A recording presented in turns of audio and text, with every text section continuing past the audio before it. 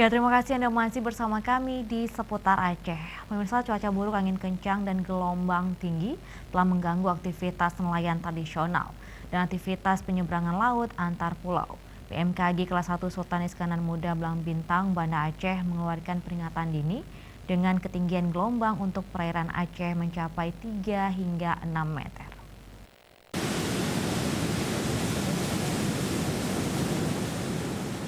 Badai tropis Danal dari Filipina berdampak ke perairan Aceh. Fenomena tersebut berakibat pada pertumbuhan awan konvektif yang berpotensi hujan.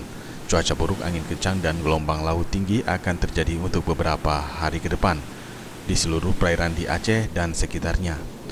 Dampak dari cuaca buruk tersebut, sejumlah jadwal keberangkatan kapal penyeberangan khususnya kawasan Ulele dan Baluhan Sabang dan penyeberangan Labuan Haji ke pelabuhan sebelum mengalami dampak.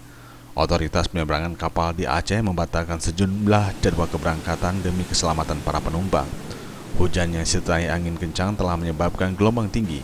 Berdasarkan data perkiraan BMKG kelas 1 Sultan Iskandar Muda Belang Bintang, Banda Aceh, tinggi gelombang laut untuk wilayah pesisir dan sekitarnya untuk seluruh wilayah di Aceh 3 hingga 6 meter.